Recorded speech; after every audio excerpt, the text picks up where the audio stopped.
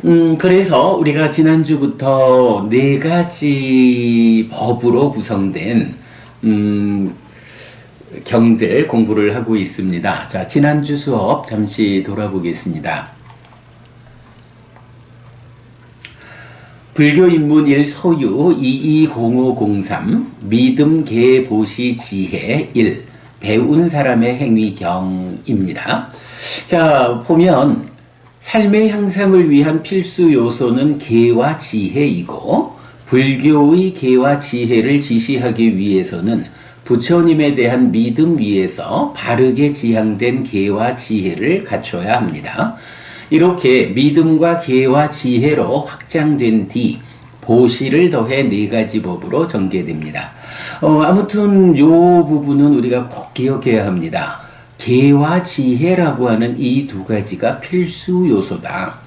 그런데 누구의 계, 누구에 의해서 정의되는 지혜를 우리가 필수적으로 갖출 것이냐라고 하니 바로 부처님이죠. 그래서 부처님에 대한 믿음 그리고 계와 지혜라는 세 가지로 확장되었다라는 거고요. 자, 거기에 이제 보시가 더해져서 네 가지 법으로 나타나는데 믿음, 계, 보시, 지혜의 네 가지 법은 1. 공덕을 쌓고 2. 유익을 쌓고 3. 행복의 자량이 되는 것인데 첫 번째 용례는 배운 사람의 행위경입니다. 경은 원하고 좋아하고 마음에 들지만 세상에서 얻기 어려운 네 가지를 소개한 뒤 그것을 얻기 위한 방법을 지시하고 이렇게 얻어진 재물의 바른 사용 방법을 설명합니다. 라고 해서 지난 수업에서는 요 세 가지 내용이죠. 세상에서 얻기 어려운 네 가지가 무엇인지 그거를 얻기 위한 방법이 무엇이냐? 바로 믿음과 계와 보시와 지혜라는 이 네 가지 법을 갖추는 것이다. 그리고 이러한 삶의 과정에서 얻어진 재물을 어떻게 사용하는 것이 바른 사용법이냐. 정당한 방법에 최선의 노력을 얹어서 그 법과 함께한 재물이 생겨난다면 그 재물을 어떻게 사용하는 것이 공덕이 되도록 사용하는 바른 방법이냐라는 그 내용을 지난주 공부했습니다. 자, 이렇게 간단하게 지난주 수업 돌아봤고요. 네, 꾸렁버부님 일찍 오셨습니다. 안녕하세요. 지난 한 주 잘 계셨죠? 네. 자, 그러면 이제 오늘은 이어지는 내용으로 들어가겠습니다. 자, 우리 불교 인문 1 소유, 네, 이 책의 466쪽이 되겠습니다. 믿음, 계, 보시, 지혜를 담고 있는 용례 경전 중에 두 번째 경은 안구따라 니까야 8의 모음의 49번 이 세상에 속한 경 1번 하고 50번 이 세상에 속한 경 2번 두 개의 경이 먼저 나옵니다. 자, 그래서 이제 이 경에서 보면 이 세상에 속한 것 경이다 이렇게 경 제목이 나오지만 내용에서 보면 이제 두 가지 측면, 이 세상을 살아가면서 확고히 하는 것이 어떤 것이 있느냐. 그런가 하면 저 세상을 확고히 하는 것. 어차피 이 세상에서 한평생 살고 나면 깨달아 윤회에서 벗어나지 못하는 한, 아라한을 성취하지 못하는 한 다시 저 세상에 태어나야 한다. 그럴 때 저 세상을 확고히 하는 것. 네, 우리가 이제 그동안 공부한 공덕이라는 것이 무엇냐라고 하면 행복을 가져오는 것이고 죽을 때 가져가는 것이고 저 세상에 버팀목이 되는 것이다. 이제 이렇게 공덕을 이해하고 있죠. 그 같은 개념에서 저 세상을 확고히 하는 것이다. 저 세상에서의 내 삶의 토대를 확고히 한다. 저 세상의 내 삶의 토대를 얼마나 커다란 버팀목으로 만들어서 흔들리지 않게 될 것인가? 뭐 요런 측면으로 설명이 됩니다. 자, 그래서 이제 경은 이 세상을 확고히 하는 것으로 네 가지를 말해주는데, 첫째, 주어진 일을 잘할 것. 둘째, 구성원들이 잘 따를 것. 셋째, 마음에 들게 행동할 것. 넷째, 벌어온 것을 잘 간수할 것. 그리고 저 세상을 확고히 하는 것으로 믿음, 오개, 보시, 지혜라는 지금 우리 주제를 말해주고 있어요.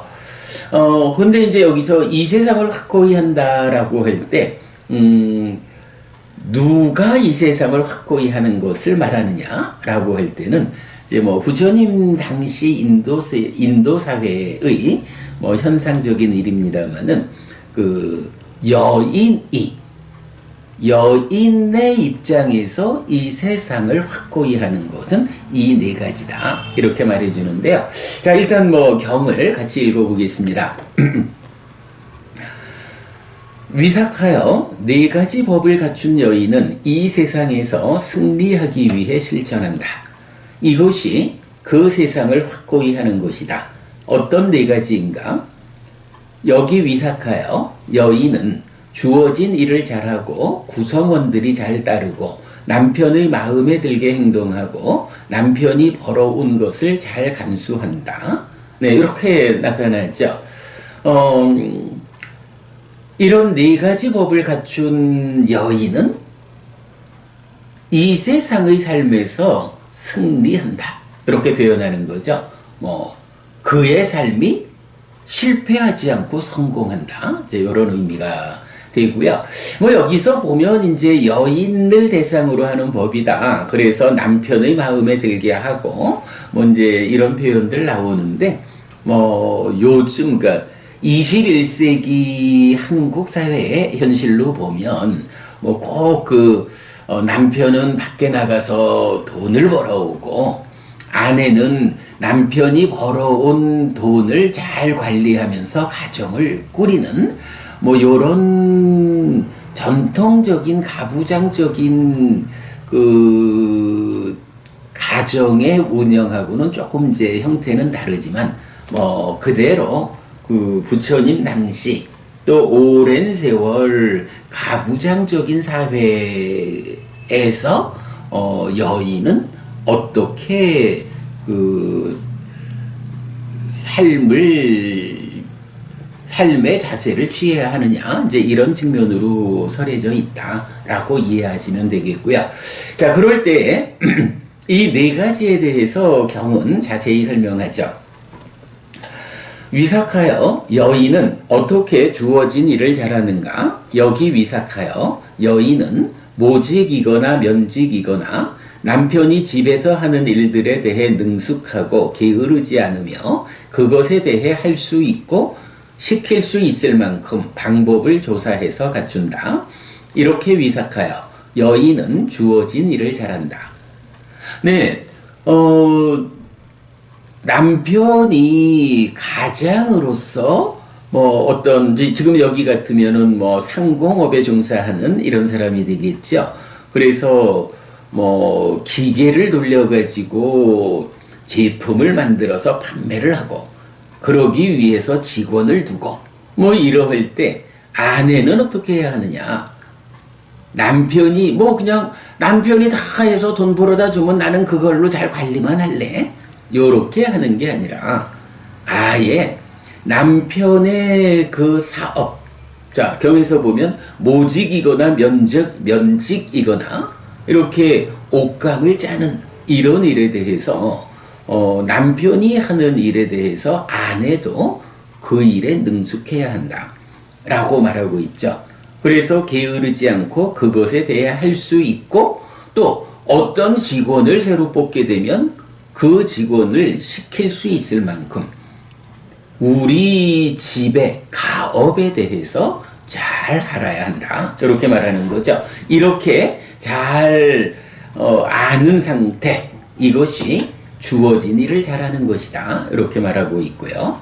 두 번째, 위삭하여 여인은 어떻게 구성원들이 잘 따르는가? 여기 위삭하여 여인은 하인이나 전령이나 일꾼들이나 남편의 집에 속한 사람들에게 한 것은 했다고 알고 하지 않은 것은 하지 않았다고 알고 환자들의 건강 상태를 알고 딱딱한 음식과 부드러운 음식을 개별적으로 나누어 준다. 이렇게 위삭하여 여인은 구성원들이 잘 따른다. 말하자면 요즘식의 표현으로 하자면 우리가 운영하는 가업의 입장에서 종업원들에 대한 인사관리 이런 부분도 사실은 아내의 몫이다 이렇게 지금 표현하고 있죠. 그러면서 그 인사관리의 차원에서 우리 직원들이 했다 하지 않았다 라는 것도 정확히 알고 우리 직원들이 건강 상태에 문제는 없는지 여러 가지를 잘 살펴서 각각의 사람들에게 필요한 대로 음식을 개별적으로 나누어진다. 글쎄 요즘으로 치면 직원들의 공헌도에 따라서 개별적으로 급여를 차등적으로 지급한다. 이렇게 이제 보아도 될 것 같고요. 이렇게 인사 관리를 하는 데 있어서 치우침이 없이 그야말로 공정한 이렇게 인사 관리를 할 때 구성원들이 여인을 아내를 요즘 말로 사모님을 잘 따른다 이렇게 표현하고 있죠. 자 여기서 보면 하여간 가장의 입장에 있는 요새야 사실은 여성이 가장이 되고 남성이 안에서 관리하는 일을 하는 경우도 많으니까 그거 다 감안해가지고 보자면 이렇게 특히 인사관리의 측면에서는 공정해야 한다라는 측면하고 개별적으로 차등적인 성과를 관리한다. 요런 측면이 말하자면 요즘 기업의 관점하고도 다 있다. 이렇게 볼 수 있겠습니다. 이제 그렇게 개별적이고 공정함에 대해서 잘 갖춰갈 때 구성원들이 잘 따르게 된다라는 거고요. 사실 이게 꼭 그 회사를 운영하면서 종업원들에 대한 이야기만도 아니죠. 우리가 이제 살면서 나이가 들면서 결혼을 하고 아이들을 낳고 이렇게 가족을 구성해서 살 때 가족에 대한 특히 자녀에 대한 이런 점에서도 동일하게 적용할 수 있겠다라고 보이고요. 자, 그 다음에 위삭하여 여인은 어떻게 남편의 마음에 들게 행동하는가? 여기 위삭하여 여인은 남편의 마음에 들지 않고 동의하지 않는 것은 목숨을 원인으로도 범하지 않는다. 이렇게 위삭하여 여인은 남편의 마음에 들게 한다. 라고 해서 일단 안에서 관리하는 일을 하는 사람은 밖으로 가장의 역할을 하는 그게 남편이 됐든 아내가 됐든 일단은 가장 총괄해서 운영하는 사람의 마음에 들지 않고 그가 동의하지 않는 것은 어떤 형편으로도 범하지 않는다. 그래서 앞장서서 가족을 운영하고 회사를 운영하는 이런 운영자들의 마음에 들게 행동하는 거 이것이 또한 중요하다라고 말하고 있고요. 그 다음에 위삭하여 여인은 어떻게 남편이 벌어온 것을 잘 간수하는가? 여기 위삭하여 여인은 재물이든 곡식이든 은이든 금이든 남편이 벌어오는 것을 보호하고 단속하기 위해 노력한다. 그것에 대해 속이지 않고 딴 주머니 차지 않고 술로 흥청대지 않고 낭비하지 않는다. 이렇게 위삭하여 여인은 남편이 벌어온 것을 잘 간수한다. 위삭하여 이런 네 가지 법을 갖춘 여인은 이 세상에서 승리하기 위해 실천한다. 이것이 이 세상을 확고히 하는 것이다. 자, 이 몸으로 살아있는 한평생 동안 어떻게 내 삶의 토대를 확고히 할 것이냐? 내 삶이 세파에 흔들리지 않도록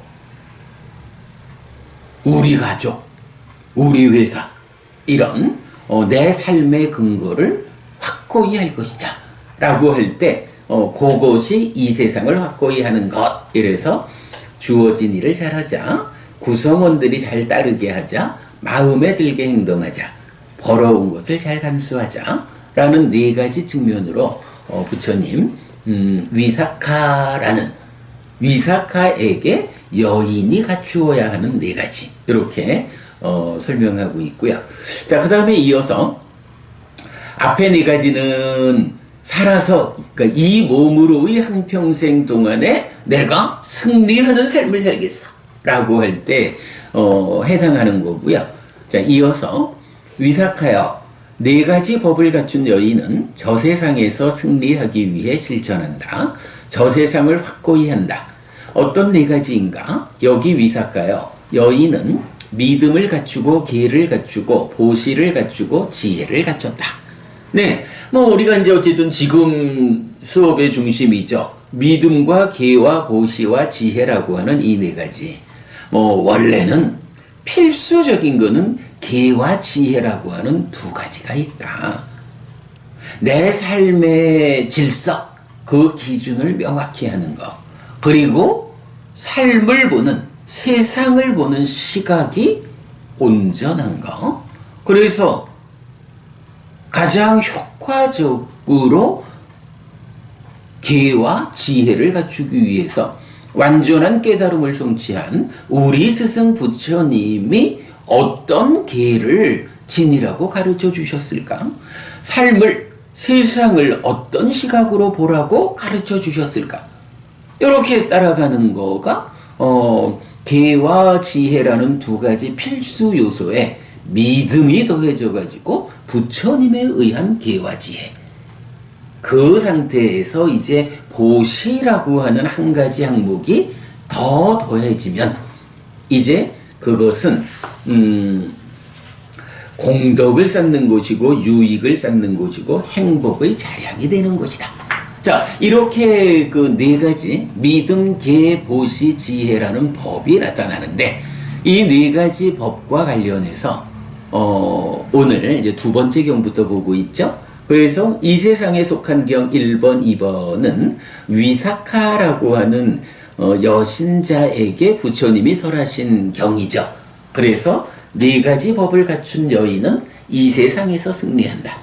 그리고 또한 저 세상에서도 승리하기 위해서는 믿음과 계와 보시와 지혜, 이 네 가지를 갖춰야 한다. 이렇게 말씀하시는 경이죠.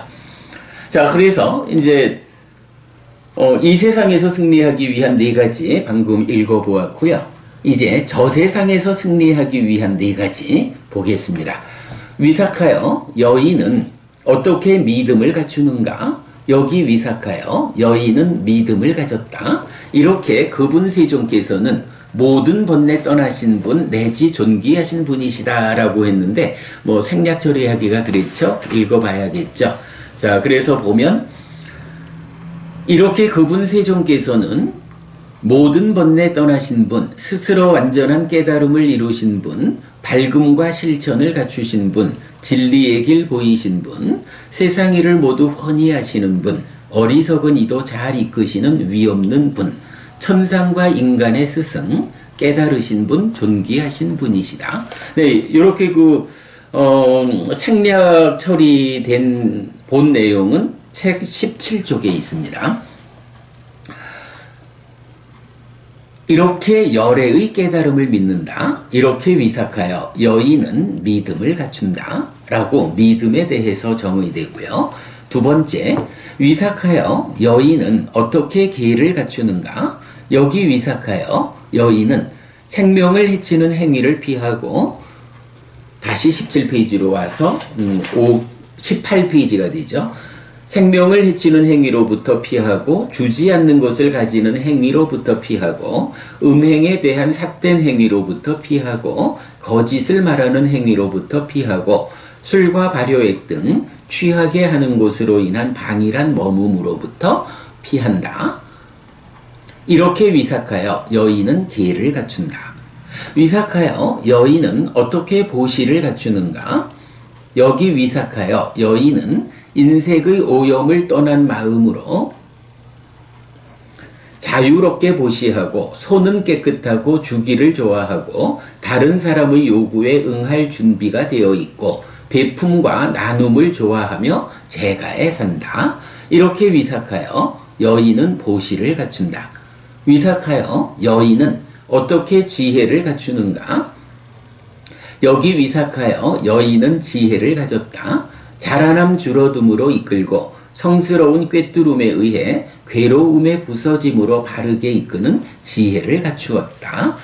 이렇게 위삭하여 여인은 지혜를 갖춘다. 위삭하여 이런 네 가지 법을 갖춘 여인은 저 세상에서 승리하기 위해 실천한다. 저 세상을 확고히 한다.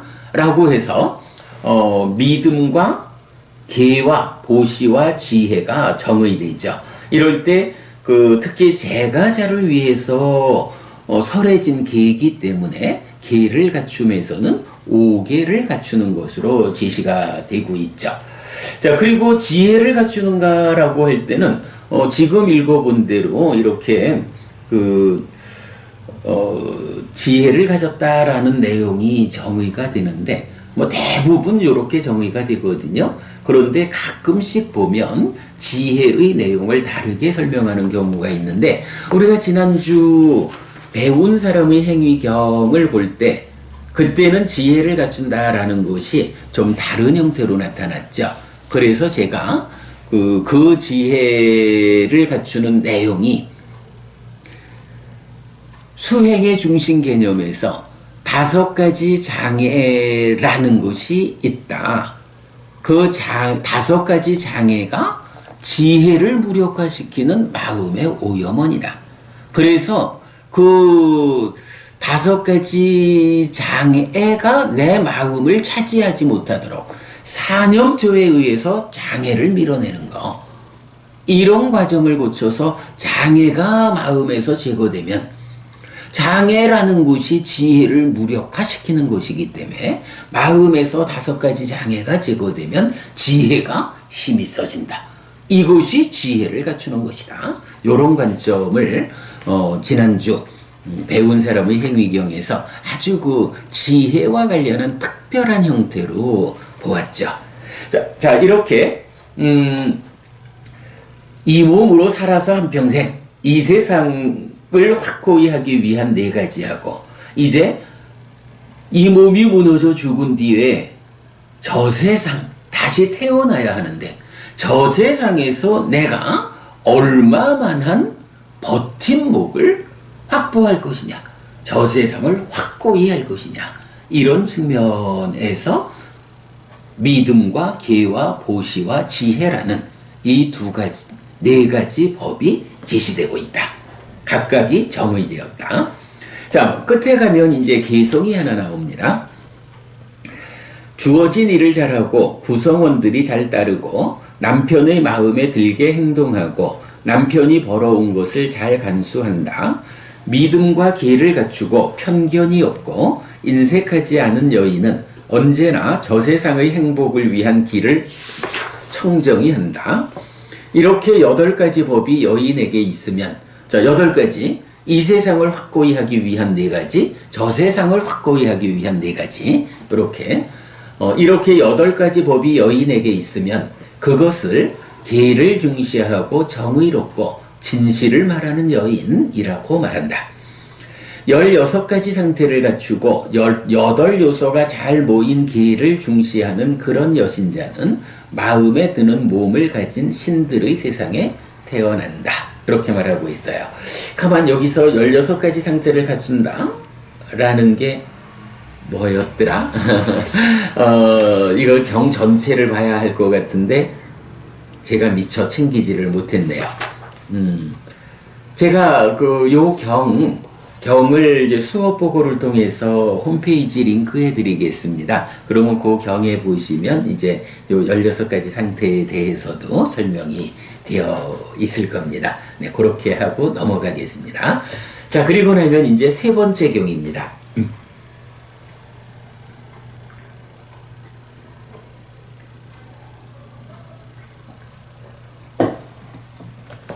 자, 세 번째 경은 안구따라 니까야 여덟의 모음의 54번 디가자누경입니다. 디가자누경도 금생의 이익과 행복을 주는 법 4가지, 그리고 내생의 이익과 행복을 주는 법 4가지 해서 8가지의 법을 설명하고 있는데요. 요 8가지 법은 사실은 몇 개 경에서 거의 동일하게 나타나는 걸 볼 수 있어요.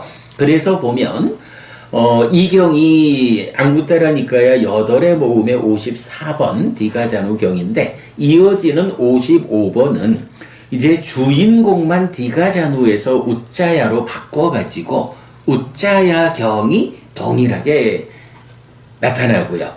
이제 그 다음에, 조금 떨어져 가지고 이제 75번 경, 76번 경 두 개의 경은 가춤경 1, 2번이에요. 근데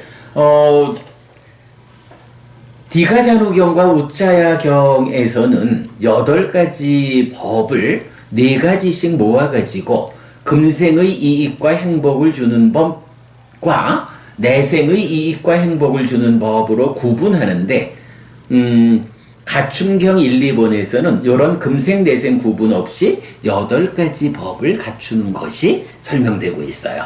뭐, 그 차이만 있지만, 어쨌든 중심 주제로는 이 8가지 법을 갖춰야 하는 이것이 동일하게 나타납니다.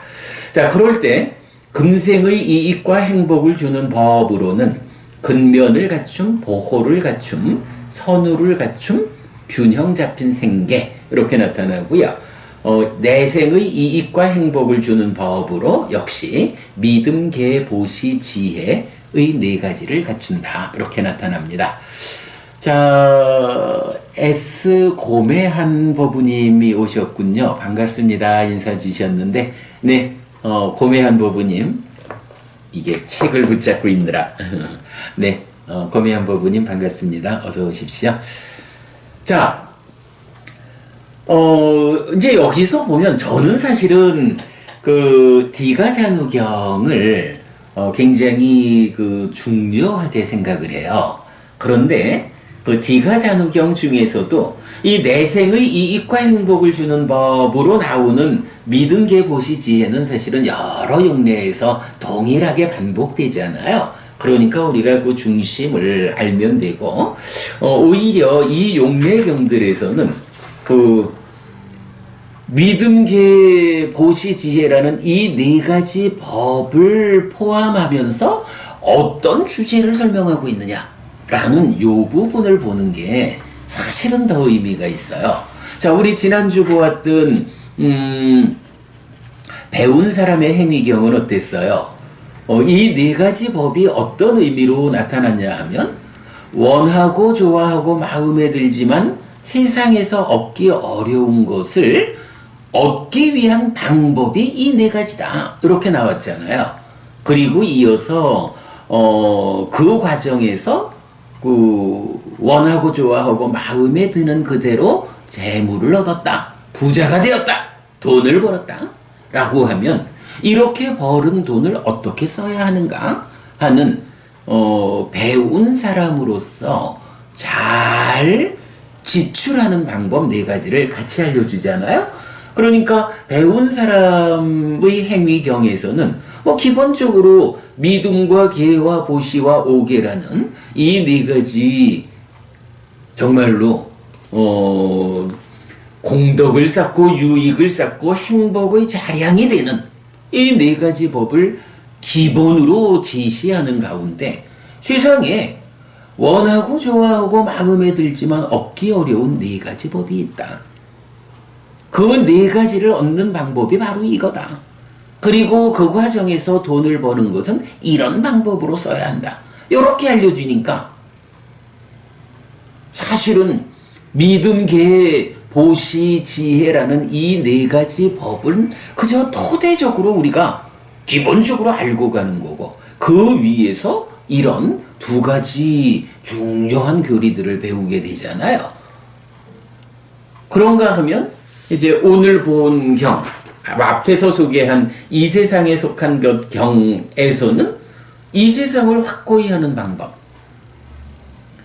여인이 네 가지 법을 갖추면 이 세상에서 승리하는 것이다.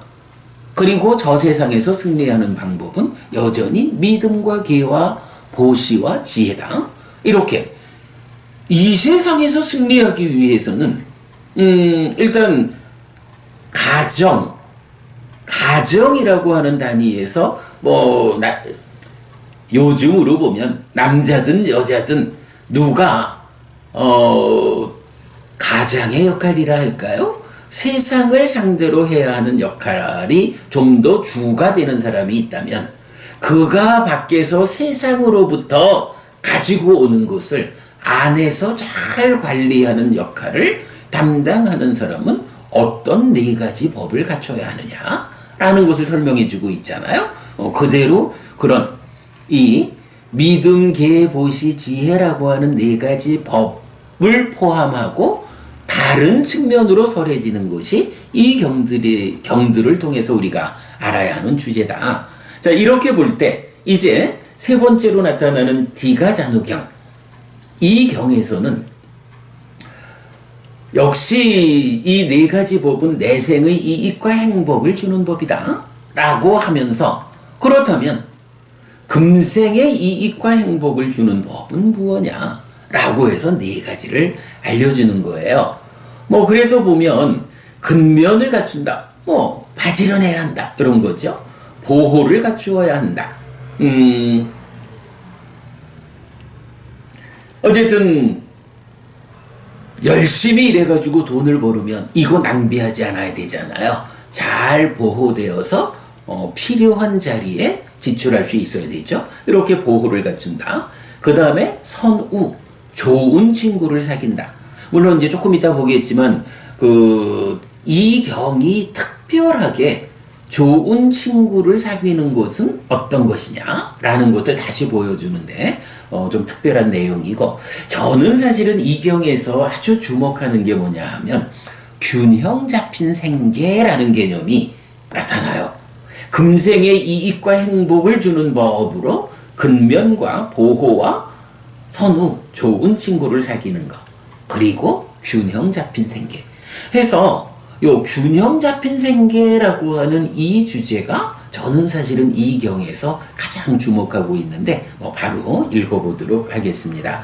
자, 이렇게 믿음과 계와 보시와 지혜라고 하는 이 네 가지 법의 용례이므로 이 네 가지가 토대가 되는 그 위에서 이제 각각의 경들이 어떤 다른 주제들을 더해서 말해주고 있느냐, 그 부분을 보는 거 굉장히 우리가 이건 주목하고 경을 보아야 한다. 자, 경을 보겠습니다.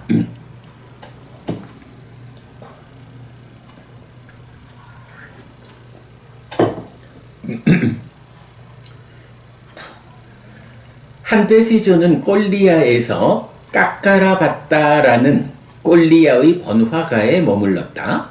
그때 꼴리야의 아들 디가자누가 세존에게 왔다. 와서는 세존에게 절한 뒤 한곁에 앉았다. 한곁에 앉은 꼴리야의 아들 디가자누는 세존에게 이렇게 말했다. 대덕이시여, 저희는 자식들로 북적거리는 집에서 살고 가시의 백단향을 경험하고 꽃과 향과 화장품을 지니고 금과 은이 허용된 소유하고자 하는 제가자입니다. 대덕이시여, 세종께서는 이런 저희에게 금생의 이익과 금생의 행복을 주고 내생의 이익과 내생의 행복을 주는 법을 설해 주십시오. 이렇게 요청하는 거예요. 부처님, 저희가 이게 출가해서 수행하는 스님이 아닙니다. 집에서, 자식들이 북적거리는 집에서 살고요.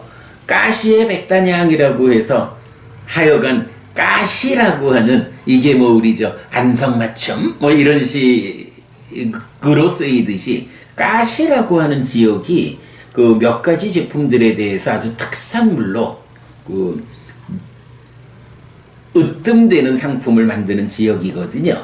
그런 가시의 백단향, 아주 최고급의 향을 경험하고 꽃과 향과 화장품을 지니고 금과 은이 허용된 경제 생활을 하는 이런 얘기죠. 이렇게 소유하고자 하는 제가자입니다. 부처님 우리 출가한 스님 아니거든요. 이렇게 세간에서 가족과 더불어 살아가야 하는데, 이런 저희에게 금생의 이익과 행복을 주는 거, 내생의 이익과 행복을 주는 거, 이것에 대해서 가르쳐 주십시오. 보강법부님이나 꾸룽법부님, 고매한 법부님 다 마찬가지일 거예요. 우리 BR 바루아 법부님도 그렇고요. 사실 우리가 불교 신자다, 부처님을 따라서 내 삶을 조금 더 나아진 상태로 살아야겠다, 이런 바람을 가질 때 그 바람에 대해서 사실 특별한 게 있을까? 지금 디가자누가 부처님한테, 부처님 금생, 즉 살아서 한평생 동안 한평생 저희에게 이익과 행복을 주는 법이 뭐가 있습니까? 어떤 법을 우리가 배워서 실천하면 그러한 실천이 살아있는 동안 우리에게 이익과 행복을 주는 것입니까? 또한 어떤 법을 우리가 배워서 실천할 때 내생, 죽은 다음에 저 세상에 태어나서도 우리에게 이익과 행복이 부여되는 그런 법입니까? 어떤 방법이 있습니까, 부처님? 이것 좀 가르쳐 주세요. 이러는 건데, 사실 안 그렇겠습니까? 우리 법부님들 모두가 다 이 부분에서는 공통되지요.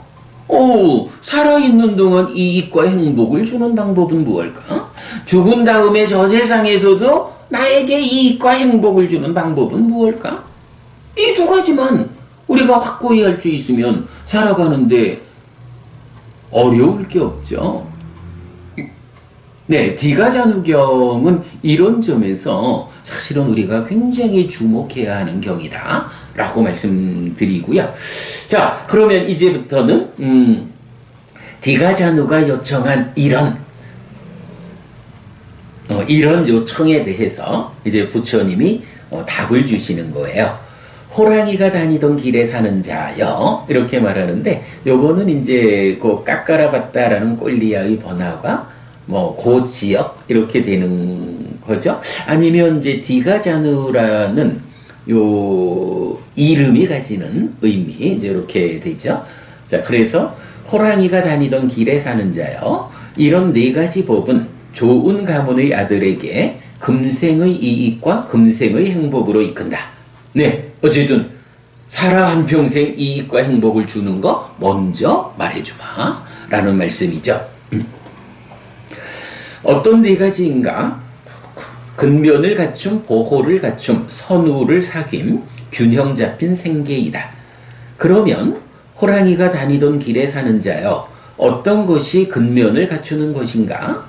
호랑이가 다니던 길에 사는 자여, 여기 선남자는 농사나 장사나 목축이나 궁술이나 왕의 신하가 되거나 그 외에 어떤 공예의 직업을 가지고 생계를 유지하나니, 그러니까 다양한 직업 가운데 하나를 선택해서 자기의 생계를 유지한다. 그가 거기에 숙련되고 게으르지 않으며 그것을 완성할 수 있는 검증을 거쳐 충분히 실행할 수 있고 충분히 연구할 수 있는 자가 된다. 이것이 호랑이가 다니던 길에 사는 자여 근면을 갖춤이라고 불린다. 자, 근면하다. 우리가 어떤 일에 있어서 게으르지 않고 적실하게 해야 할 일을 잘 감당해야 한다 라고 할 때 어느 정도를 하는 것이 그렇게 근면한 것이냐 라고 하니 자기가 선택한 생계를 유지하는 방법, 즉 자기의 직업에 대해서 숙련돼야 한다. 게으르지 않아야 한다. 그리고 그것을 완성할 수 있는 검증을 거쳐서 충분히 실행할 수 있고 심지어는 충분히 연구할 수 있어야 한다. 지금 상태에서 숙련되자, 게으르지 않자. 그리고 지금 하고 있는 그 상태를 완성할 수 있도록 함께하는 사람들에 의한 충분히 검증되어서 충분히 할 수 있다. 이렇게 지금의 상태에 대해서 최선이 되어야 하고 거기에 하나 더 해서 충분히 연구할 수 있는 자가 된다. 여러분 이런 표현은 참 좀 의외죠. 부처님께서 참 그 2600년 전 인도 땅 그 사회에서도 어떤 사람이 근면한 자이냐라고 할 때 지금 진행되는 말하자면 지금의 기술 상태에 대해서 완전히 습득하고 거기에 더 연구해라. 그래서 지금의 기술 상태보다 더 뛰어난 방법을 발명해라, 발견해라. 이렇게 보면 불교는요 굉장히 창의적이에요. 불교 신자의 삶은 아주 창의적이 되어야 한다. 이런 점 우리 볼 수 있어요. 어때요 여러분? 경에서 이렇게 그대가 살아있는 동안 이익되고 행복하기 위해서는 지금 진행되고 있는 것에 대해서 숙달되고 완성하는 데 더해서 연구해라. 지금보다 더 잘할 수 있도록 더 나은 기술을 익힐 수 있도록 연구해라. 이런 연구원이 되라. 이런 말씀이 나올 거라고는 우리가 사실 기대하기 어렵죠. 그런데 부처님은 그렇게 말씀하시는 거예요. 제가의 신자들이 어떻게 자기의 직업에 부응해서 생계를 유지해야 하느냐. 지금 상태에서 완전하게 습득하고 거기에 만족하지 말고 더 연구해서 더 나은 방법을 찾아라. 불교는 불교 신자의 삶은 아주 창의적인 삶이 되어야 한다. 이런 부분을 놓치면 안 되죠. 이 여담입니다만은 제가 이제 대학 졸업하고 처음 취직한 회사가 옛날에는 이제 유공이라고 했죠. 그러다가 제가 회사를 다니는 중간에 이름을 이제 SK로 바꿨어요. 그래서 제가 이제 SK 근무를 하다가 이제 퇴사를 해서 개인적으로 일을 좀 하다가 이렇게 이제 출가를 했거든요. 출가하고 몇 년 지났을 때 회사 동료를 한 사람 만났어요. 그러니까 회사를 떠나고 한 15, 16년 지나서 15, 16년 만에 회사에서 같이 근무하던 동료를 만났는데 이 사람이 저를 보고 첫 마디가 그래요. 와, 창의적으로 일하시던 김 과장님 이제 출가를 해서 스님이 되셨군요. 스님이 되셔서는 어떻습니까? 출가자의 삶에서도 창의적인 삶을 사시나요? 이렇게 묻는 거예요. 그거 참 좀 그렇더라고. 그래서 제가 그래, 사실 내가 회사 다닐 때 그저 선배들한테 배운 그대로를 반복하면서 일하지는 않았지. 내가 비교적 창의적이었다라는 것은 나도 인정할 수 있어요. 그래, 우리 김 과장님이 이제 그분도 김 과장이었지 그때.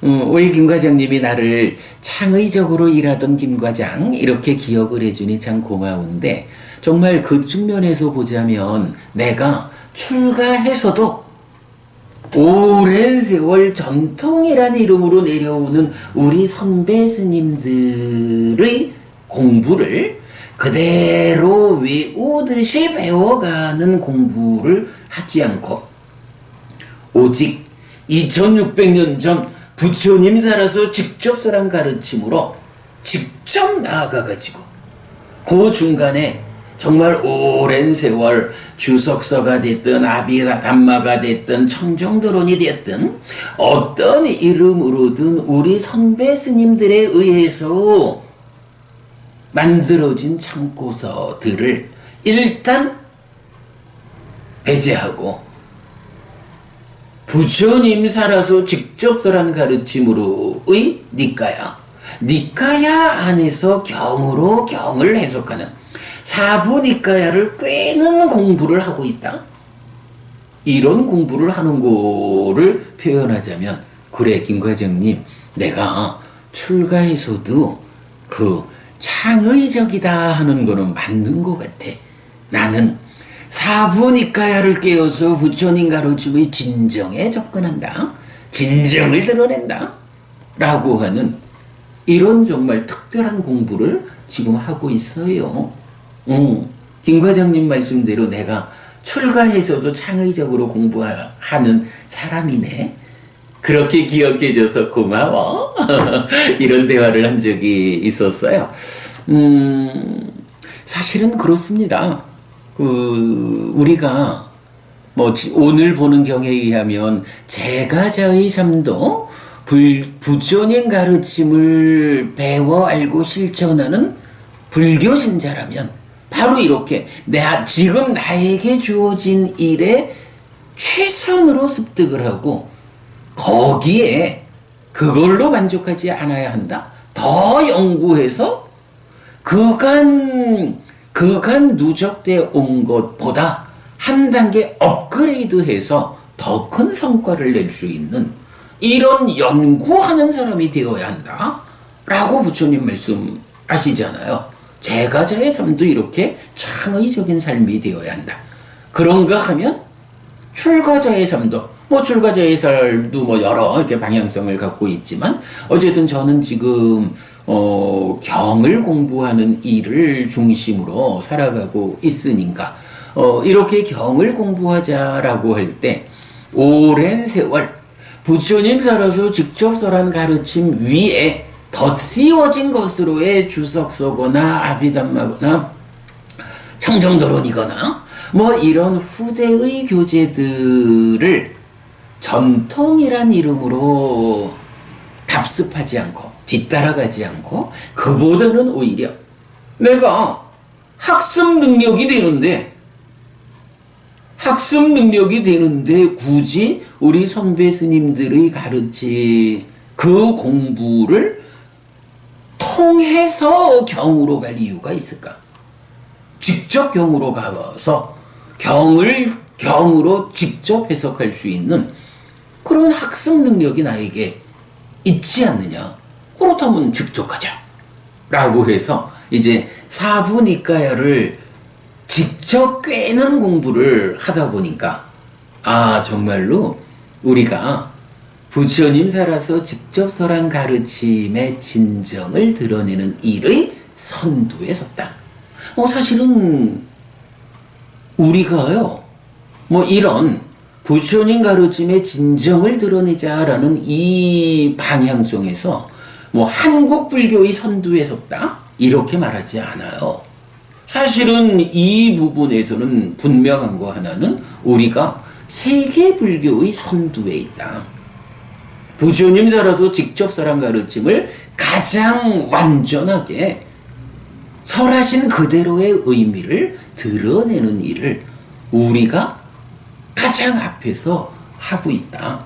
이렇게 우리는 자신을 하는 거죠. 그러니까 제가자에게 금생의 이익과 행복을 주는 네 가지 법 중에 첫 번째, 근면을 갖춤. 이 자리에서 충분히 연구할 수 있는 사람이 되어야 한다. 라는 요 부분에서 제가 옛날 생각이 좀 나가지고 창의적인 공부라는 측면을 좀 소개를 했어요. 제가 사실 이제 가끔 이 얘기 많이 해요. 우리가 창의적인 사람이 되어야 하는 필요성. 오랜 세월 선배 스님들이 쌓아온 그 공부를 전통이란 이름으로 답습해 갈 때, 과연 우리가 할 수 있는 일이 무엇일까?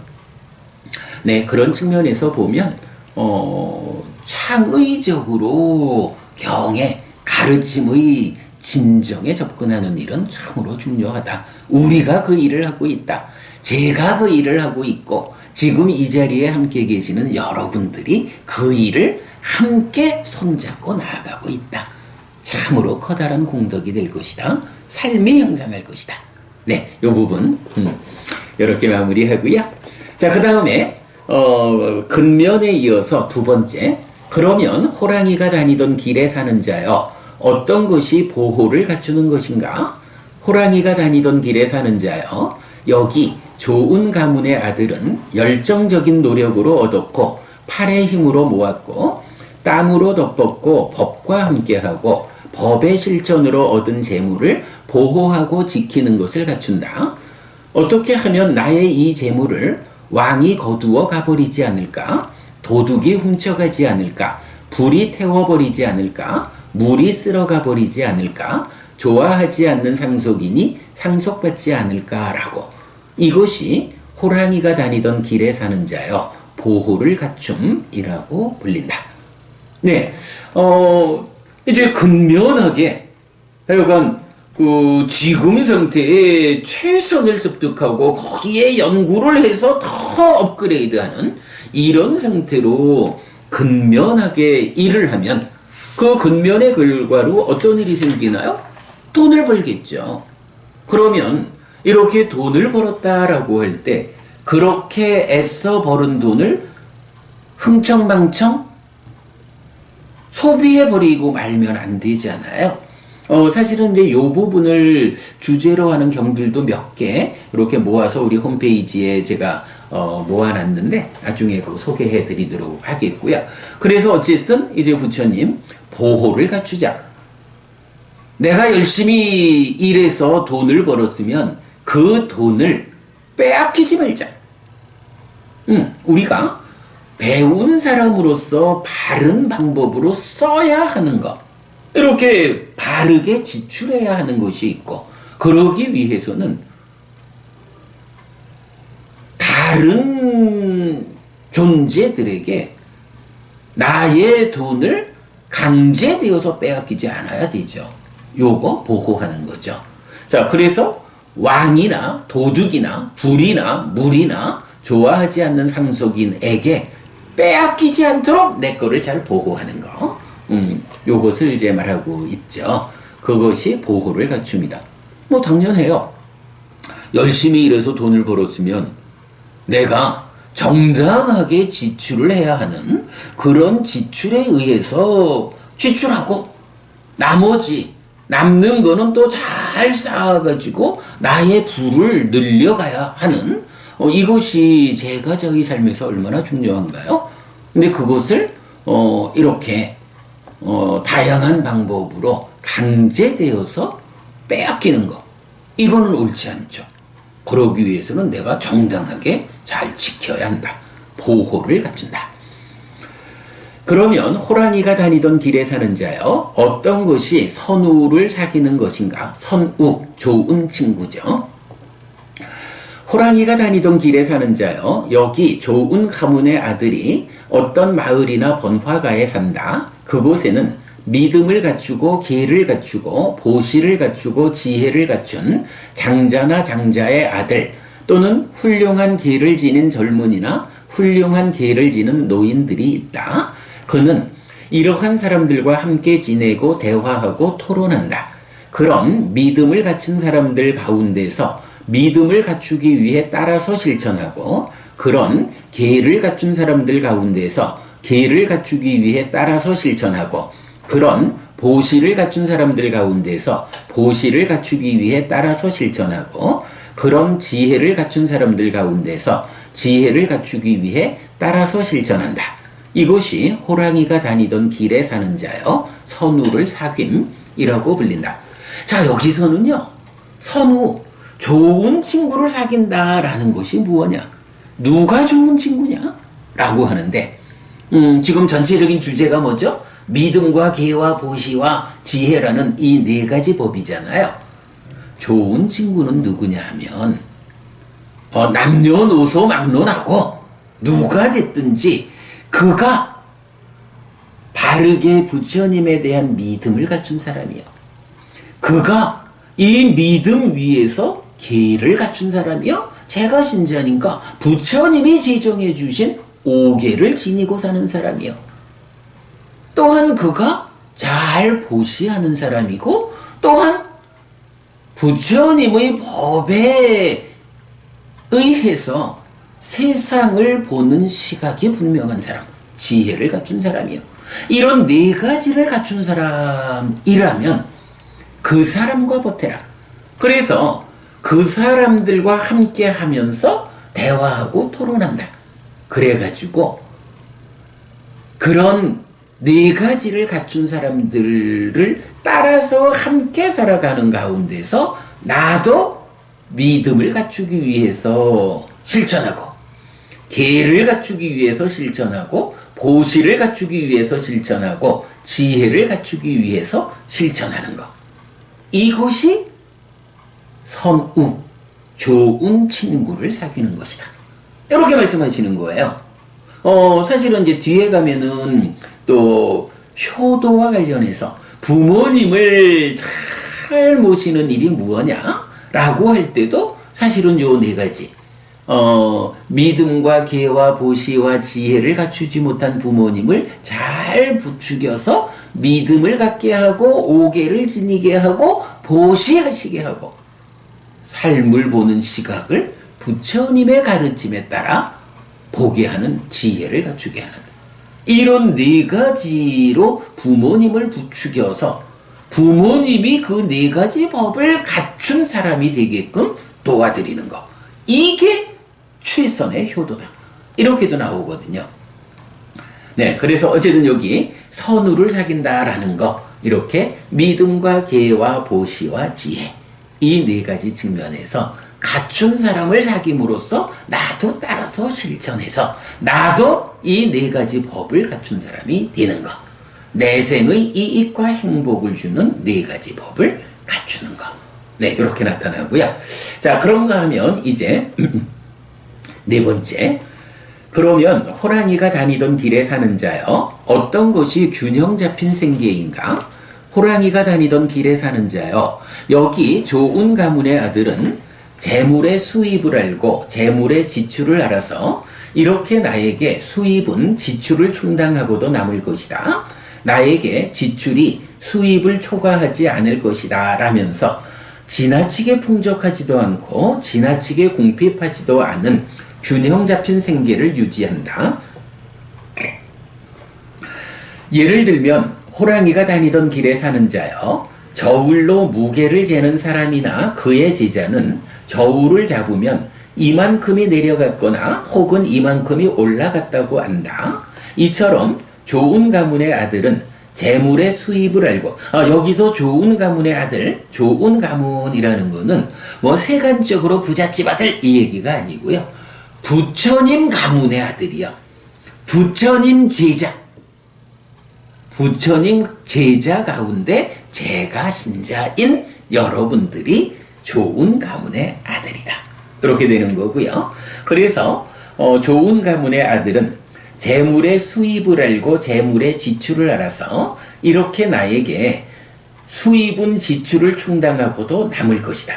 나에게 지출이 수입을 초과하지 않을 것이다. 라면서 지나치게 풍족하지도 않고 지나치게 궁핍하지도 않은 균형 잡힌 생계를 유지한다. 요거 중요하죠. 사실은 뭐 적자 가계가 참 많아서 걱정이죠. 그러니까 자꾸 그 개인 부채가 늘어나서 지금 대한민국의 가장 큰 그러니까 잠재된 폭탄 중에 하나가 그 가계 부채라는 이야기를 하잖아요. 물론 뭐 집을 주택 마련을 위한 이제 이런 조건들이 있습니다만은 어쨌거나 중요한 거는 불교 신자의 삶은 어떠해야 하느냐. 잘 내 삶을 관찰해가지고 내가 벌어오는 것보다 지출이 커서는 안 된다. 어쨌든 100을 벌어가지고 형편상 99를 쓰는 한이 있더라도 지출이 수입을 초과하지 않아야 한다. 라고 일단 말씀하시는 거죠. 자, 지출이 수입을 초과하게 되면 이제 빚쟁이가 되고 어려워지죠. 호랑이가 다니던 길에 사는 자여, 만약 좋은 가문의 아들이 수입은 적은데 호화로운 생계를 꾸려간다면 이 좋은 가문의 아들은 무화과를 먹듯이 재물을 먹는다라고 말하는 사람들이 있을 것이다. 글쎄, 무화과 안 먹어봐서 잘 모르겠지만 그렇게 표현을 해요. 이 좋은 가문의 아들은 무화과를 먹듯이 재물을 먹는다라고 말하는 사람들이 있을 것이다. 만일 좋은 가문의 아들이 수입이 많은데도 궁핍하게 생계를 꾸려간다면 이 좋은 가문의 아들은 나쁘게 죽을 것이다 라고 말하는 사람들이 있을 것이다. 요거 무슨 얘기인가요? 자, 방금 제가 그 얘기를 했거든요. 수입이 100이면 99를 지출하더라도 지출이 수입보다 커서는 안 된다. 빚쟁이가 돼서는 안 된다. 요 측면이 있는가 하면 이제 경은 이어가지고, 그렇다고 100의 수입이 있는데 짜고 정말 짠돌이로 살인고비라 하나요? 또 그 얘기 하잖아요. 부자면서도 조기 하나 걸어놓고 밥 한 숟갈 뜨고 조기 쳐다보고 삼키고, 이렇게 아주 인색하고 자기 스스로를 위해서 자기가 잘 의식주, 잘 입고 잘 먹고 잘 생활하고 잘 치료받는 이런 데에 지출하는 것까지도 아까워서 돈을 쓰지 못하는, 이거는요, 부처님은 이런 거 잘한다고 하지 않아요. 그거는 사실은 우리가 돈을 왜 버나? 지난주 배운 사람의 행위경에서도 보았지만, 이렇게 해서 돈을 정당한 방법의 최선의 노력을 통해서 돈을 벌으면 그 중에 첫 번째 어떻게 지출해야 되는 건가요? 배운 사람의 행위 첫 번째가 나의 행복을 지키기 위해서 지출하는 거잖아요. 그런데 만약에 100의 수입이 있는데 돈이 너무 아까워서, 사실은 이 사람은 왜 돈을 버는지 그 목적을 알지 못하는 거예요. 내가 나의 삶을 행복하게 유지해 가기 위해서 돈이 필요하다. 돈을 벌어야겠다. 이런 목적을 놓치고 이제 거꾸로 돈에 매여서 돈의 노예가 되는 거야. 오직 돈을 쌓는 그것만에 최선의 가치를 두고, 그러니까 많이 버는데도 쓰지를 않아. 100을 버는데 10도 안 쓰고. 그거 어떻게 되죠? 죽을 때 가져가는 거 아니잖아. 그렇게 집착 오직 돈 해가지고 돈을 모아놓으면 뭐하나. 자기는 살아가지고 의식주와 약품이라는 이런 필수품의 과정에서도 아주 초라한 삶을 살고 자기를 행복하게 만들지 못하고 그나마 죽을 때 가져가기라도 한다면 다행이지만 못 가져가잖아요. 이런 부분. 그래서 부처님은 100의 수입이 있다라고 할 때 지출이 100을 초과하면 안 된다. 그러면 빚쟁이가 되어가지고 커다란 아픔이 닥쳐온다. 그러나 그렇다고 그 중에 10도 안 쓰는 사람이 되어서는 안 된다. 물론 얼마만큼 돈을 많이 버느냐에 따라서 자기의 의식주와 약품이라는 필수품을 잘 갖추는, 그래서 충분히 자기를 행복하게 하는 삶을 사는데 얼마만큼의 돈이 지출돼야 하는지는 뭐 수입의 규모에 따라서 퍼센테이지는 달라지겠지만, 그러나 어쨌든 중요한 거는 이렇게 써야 할 때는 써야 되는 거예요. 그리고 경에서 지금 뭐라고 말해요? 이 좋은 가문의 아들은 나쁘게 죽을 것이다. 요거 뭔가요? 사실은 우리가 돈을 번다라고 하는 데는 그 중에 또 굉장히 큰 목적 하나는, 내가 인간으로 태어나서 한평생 이래 살고 있지만 죽은 다음에는 다시 또 인간으로 태어나가지고 이 아픈 삶을 반복하지 않을 것이요. 나는 하늘에 태어날 거요. 그러기 위해서 나는 열심히 정당한 방법에 최선의 노력을 얹어서 돈을 벌으면 이 돈이 행복을 가져오는 것이고 죽을 때 가져가는 것이고 저 세상에 버팀목이 된다 라고 부처님 알려주시는 그 공덕을 짓기 위해서 써야 되는 거예요. 보시해야 하고 어떤 형태로든 우리 사회가 필요로 하는 나의 역할을 수행하는 것, 이런 방법을 통해 가지고 내가 가능한 한 많은 존재들을 위해서 기여한다. 공덕을 짓는다. 그리고 그 공덕을 짓기 위해서 내가 벌어온 100이라고 하는 규모 안에서 적절하게 10%를 공덕을 짓기 위해서 쓰든 30%를 50%를 공덕을 위해서 쓰든, 물론 뭐 이제 다른 경들에서 보면 또 내가 벌어들이는 돈의 상당 부분은 내가 살아있는 동안에 닥쳐올 위기 상황을 대비해서 저축해야 한다. 이런 부분도 있죠. 그러니까 이제 그런 부분을 잘 감안해 가지고 벌어오는 범위 안에서 의식주와 약품이라고 하는 내 삶의 필수품에서 나 자신도 행복하게 하고 우리 가족도 행복하게 하고, 이런 기본적인 지출을 아까워하지 않아야 하고, 거기에 다음 생에 버팀목을 만들기 위해서 공덕을 짓는 일에 또한 아까워하지 않고 이렇게 지출을 하는 것이 바로 배운 사람이 경우에 맞게 행하는 것이다. 이렇게 배운 사람의 행위경도 알려주는 거죠. 이런 부분을 우리가 놓치지 않아야 하죠. 자, 그러면 이제 그런 사람은 어떻게 해요? 그러지 못한 사람은 나쁘게 죽을 것이다.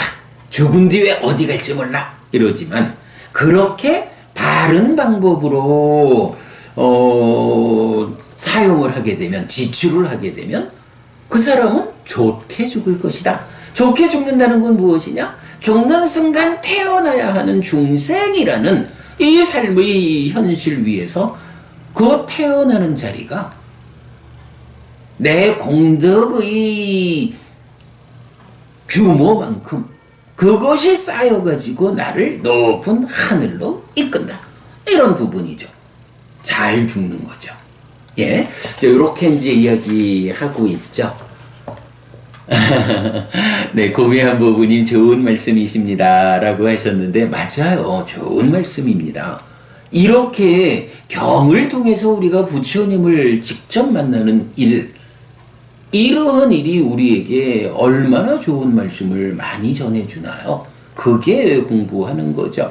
뭐 우리 보강법부님, 꾸롱법부님 다 저 바루아 법부님도 그렇고 함께 하시는 모든 분들이 사실은 바로 경에서 부처님을 직접 만나가지고 부처님으로부터 직접 좋은 말씀을 배우자. 그래서 내 삶을 향상하자. 이런 목적으로 우리가 함께 하는 거죠. 네, 맞는 말씀입니다.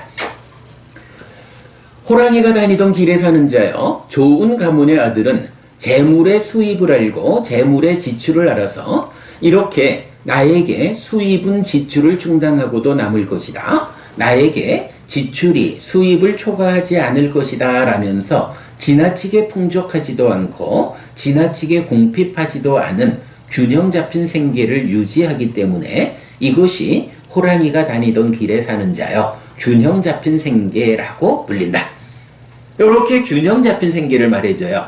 아까 말씀드렸지만 제가 이 디가자누경에서 요 균형 잡힌 생계라고 하는 이 주제를 굉장히 비중 있게 받아들이고 있다라고. 그래서 제가 여러 법회에서 바로 요 균형 잡힌 생계의 중요성을 많이 전해드리고 있죠.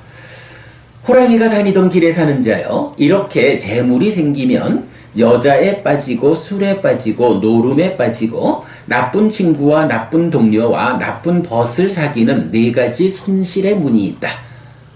예를 들면 호랑이가 다니던 길에 사는 자요. 네 개의 입수문과 네 개의 배수문을 가진 큰 연못이 있다. 사람이 그 연못의 입수문을 닫고 배수문을 열 것이다. 그런데 비도 적절히 내리지 않을 것이다. 이렇게 그 큰 연못의 물은 줄어들고 불어나지 않을 것이 예상된다. 이처럼 재물이 생기면 여자에 빠지고 술에 빠지고 노름에 빠지고 나쁜 친구와 나쁜 동료와 나쁜 벗을 사귀는 네 가지 손실의 문이 있다. 손실의 문이랍니다. 재물이 생겼어요. 뭐 이제 예를 들어 100이라는 수입이 생긴 거예요. 뭐 이게 뭐 한 달 수입 이렇게 봐도 되고 그게 또 쌓여가서 뭐 늘어나고 이래야 하겠지만 어쨌든 이제 기준을 재물이 생긴 거야. 그런데 이제 재물이 생기니까 사람들이 여자에 빠지고 술에 빠지고 노름에 빠지고 나쁜 친구, 나쁜 동료, 나쁜 벗을 사귀는 이런 네 가지 손실의 문이 있다. 수입이 생겼는데 그 수입이 단속되지 않고 지출되게 되는 빠져나가는 문이 있다. 그게 뭐냐? 여자고 뭐 이성이라고 하면 되겠죠. 여자고 술이고 노름이고 나쁜 친구. 이런 네 가지가 내가 열심히 벌어서 얻은 수입이 그저 술술술술 새 나가게 하는 손실의 문이다. 자, 비유도 재밌죠. 네 개의 입수문과 네 개의 배수문을 가진 연못이 있다. 그러면 커다란 연못에 물이 들어오는 문이 4개고 나가는 문이 4개가 있어요. 그런데 이제 어떤 사람은 그 연못에 물이 들어오는 문은 닫아버리고 물이 나가는 문은 열어버렸어요. 그나마 하늘에서 비라도 온다면 비가 입수문 역할을 해줄 텐데 비도 안 와. 그러면 어떻게 되나요? 연못의 물은 줄어들겠죠. 그 연못이 아무리 큰 연못이라 해도 들어오는 거 없이 나가는 문만 개방해 놓으면 결국은 다 새나가고 말겠죠. 이런 것이 네 가지 손실의 문이다. 네 가지가 무엇이냐? 여자에 빠지고 술에 빠지고 노름에 빠지고 나쁜 친구를 사귀는 것이다. 결국은 이런 말씀이죠. 부처님. 정당한 방법에 최선의 노력을 얹어서 부자 되라. 돈을 벌어라. 최선의 노력을 통해서 현재까지의 기술도 다 익히고 거기에 연구를 해서 더 업그레이드를 하면 그대의 삶이 더 윤택해진다. 더 큰 부자가 된다. 이렇게 알려주는 가운데에 이렇게 돈이 생겼어. 그럴 때에 이 돈을 잘 단속하지 않으면 그래서 여자, 술, 노름, 나쁜 친구와 어울리는 이런 삶을 살게 되면 그러한 삶의 시간이 쌓이는 만큼 들어오는 문은 닫아놓고 나가는 문은 열어놓은 연못처럼 거기에 비도 내리지 않는 이런 경우처럼 연못의 물이 다 비어버린다. 내 통장의 잔액이 없어진다. 이런 말씀을 하시는 거예요. 그렇게 하면 안 된다. 이런 말씀이죠. 균형 잡힌 생계에서 수입보다 지출이 많으면 안 된다. 라고 말씀하시는 바로 그 부분이죠. 자, 그런가 하면 이어서 호랑이가 다니던 길에 사는 자여, 이렇게 재물이 생기면 여자에 빠지지 않고 술에 빠지지 않고 노름에 빠지지 않고 좋은 친구, 좋은 동료, 좋은 벗을 사귀는 네 가지 증진의 문이 있다. 선실의 문과 정반대죠. 열심히 정당한 방법에 최선의 노력을 얹어서 부자가 되었다 라고 하면 그 부자가 되었다라는 소유의 관점에서 이거 우리가 앞에서도 보호를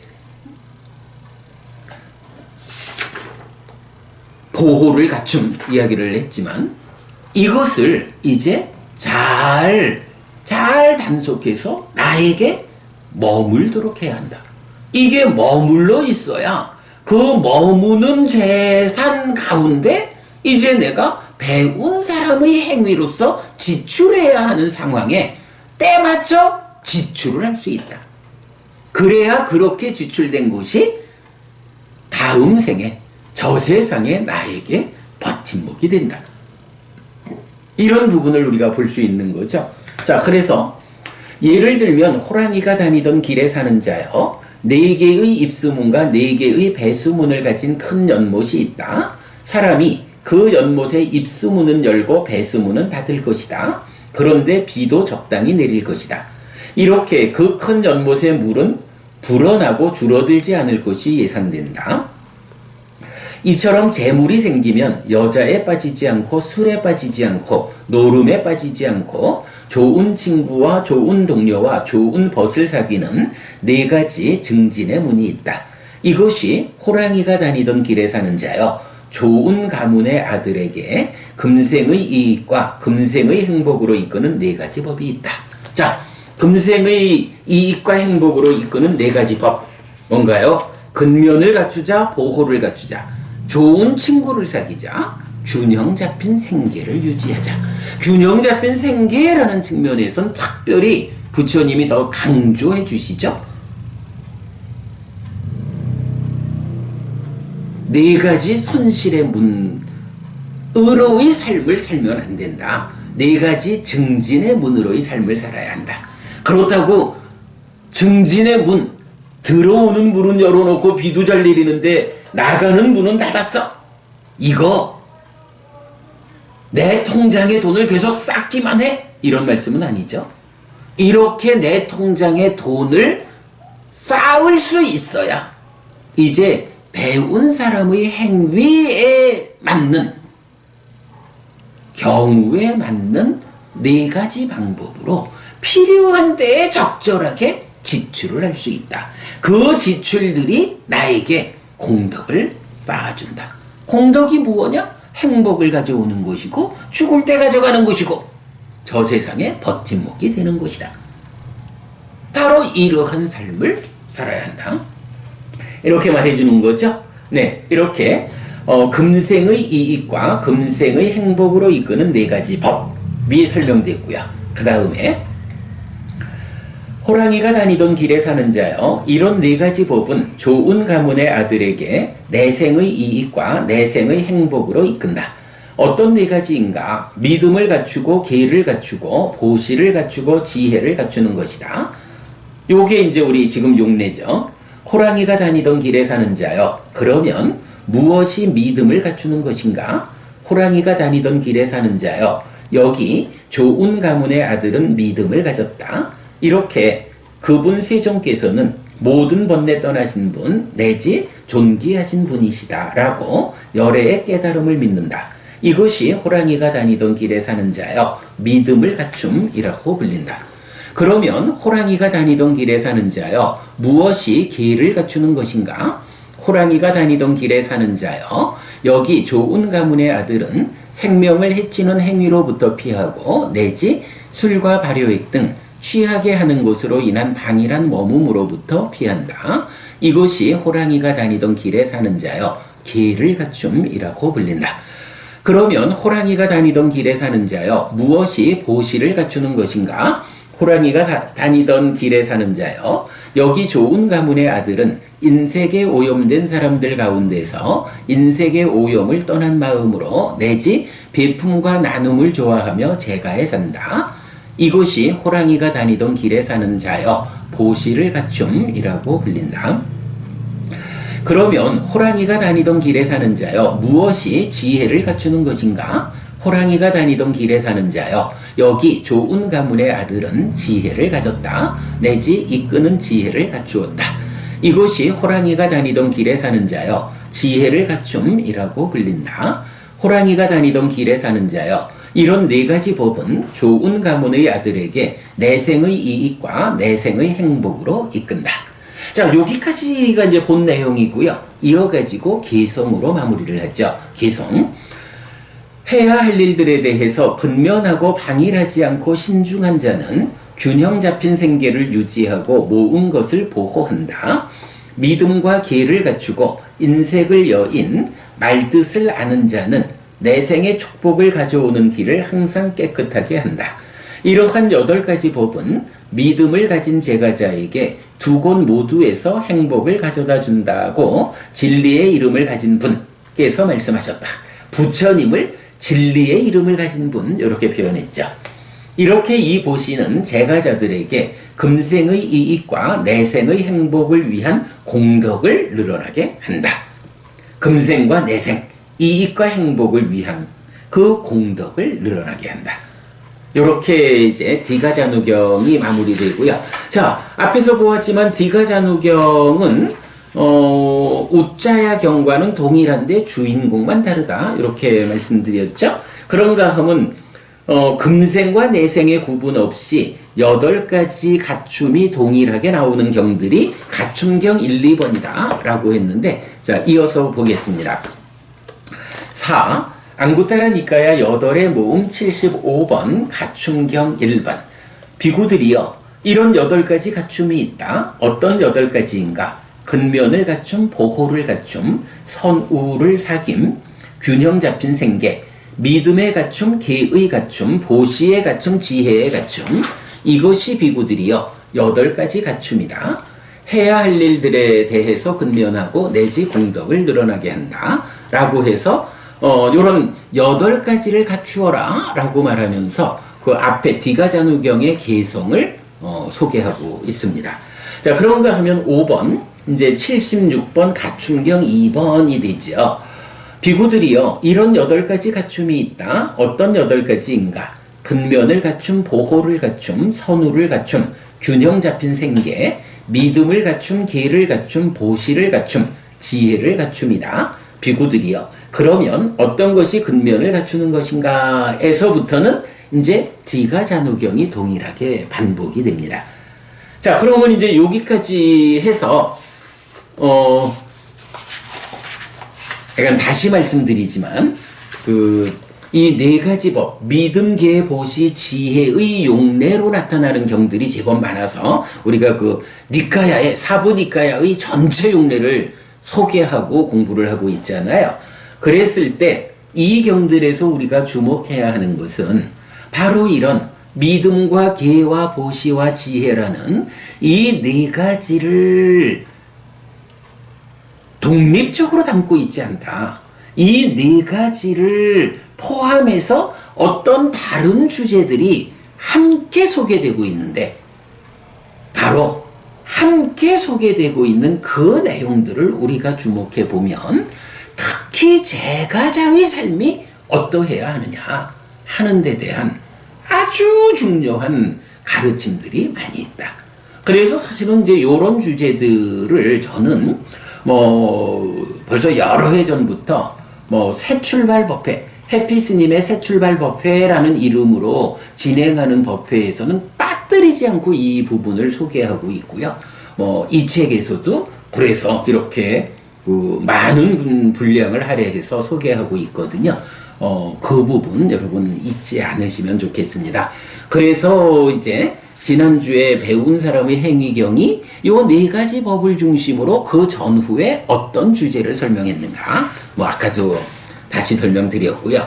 오늘은 이 세상에 속한 것경 1, 2번을 통해서 이 세상에서 승리하기 위한 실천 4가지가 따로 나오고, 거기에 저 세상에서 승리하기 위한 실천이 바로 요 네 가지 법이다 라는 거 보았고, 그 다음에 디가자누경에서는 저는 참 진짜 이 경 중요하다고 봐요. 금생의 이익과 행복을 주는 법 네 가지, 내생의 이익과 행복을 주는 법 네 가지, 특히 금생의 이익과 행복을 주는 법 가운데에 물론 근면, 보호, 선우를 사귀는 거 다 중요하죠. 그러나 그 중에서도 무엇보다도 제가 저의 삶에서 가장 주목해야 하는 거, 균형 잡힌 생계. 지출이 수입을 초과하지 않는 가운데에 지나치게 수입을 억제하지 않고 배우는 사람의 행위로서 지출해야 하는 그 부분을 적절한 밸런스를 가지고 지출하는 것. 요게 균형을 갖춘 생계다. 그 가운데 손실의 문 네 가지에 치우치면 안 되고 증진의 문 네 가지에 의해서 잘 벌어온 돈을 보호해가지고 그 보호되어서 쌓이는 돈을 가지고 이렇게 배운 사람의 행위로서 경우에 맞게 공덕을 만드는 그런 지출을 해야 한다. 이런 부분 잊지 않아야 하고요. 사실은 또 이제 뒤에 가충경 1, 2번에서는 이렇게 그 금생과 내생의 이익과 행복으로 구분하지 않고 네 가지를 제시하고 있잖아요. 요건 뭔가요? 기본적으로는 포괄해가지고 이 8가지를 갖추어야 한다. 특히 제가 심지어는 이 8가지를 갖추어야 합니다. 라고 근면해야 하고 보호해야 하고 선우를 사귀어야 하고 균형 잡힌 생계를 유지해야 하고 거기에 믿음과 기와 보시와 지혜라는 이 8가지 법을 갖추어야 한다. 라는 게 기본적으로 가충경이 딱 제시해 주는 거죠. 그리고는 가충경 2번과 디가자누경, 우짜야경 이 세 개의 경을 통해서 이런 8가지 법을 갖추어야 하는데 그 8가지라는 게 사실은 금생을 위한 4가지와 내생을 위한 4가지로 구분되는 것이요. 요렇게 알려주는 거죠. 예, 요렇게 이해를 하면 이런 그 8가지를 갖추자라고 하는 이 주제의 4가지 경의 구체적 의미를 우리가 충분히 알았다라고 하겠습니다. 자,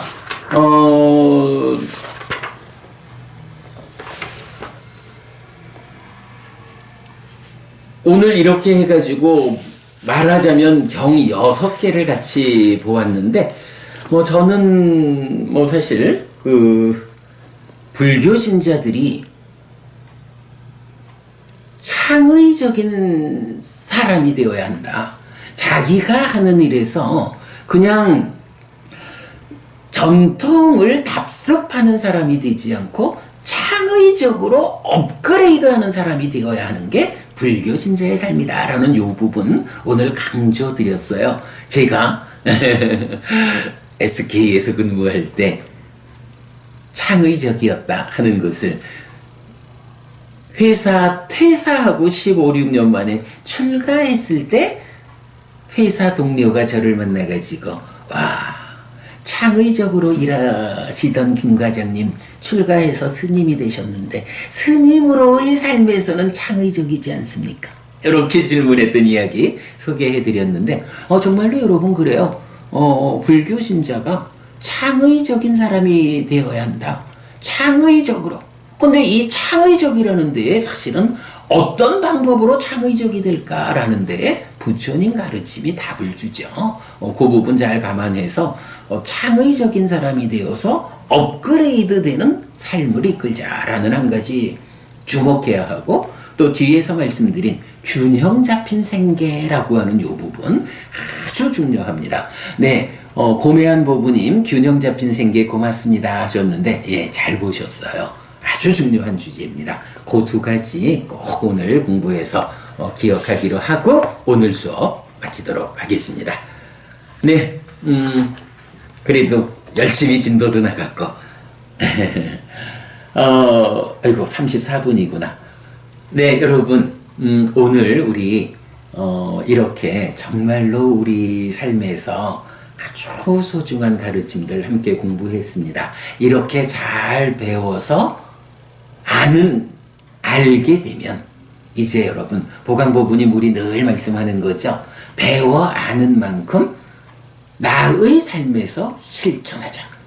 나의 삶에서 배워 아는 만큼 실천할 때 사실은 가르침이 가지는 위력이 나의 삶에서 실현해 준다.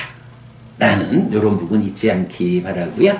네, 보강법부님, 꾸룽법부님, 고매한법부님 모두 감사하다, 수고하셨다 말씀해 주셨는데 고맙습니다. 그러나 저의 수고로움도 있지만 법부님들이 이 시간 함께 해서 이 공부를 유지해 주는 힘이 또한 그만큼 크다. 저도 여러분들께 수고하셨다, 고맙다, 감사하다라는 말씀 드리겠습니다. 네, 여러분 오늘 수업 이렇게 마치겠습니다. 도움 되시기 바라고요. 다음 주 화요일 저녁 7시 다시 뵙겠습니다.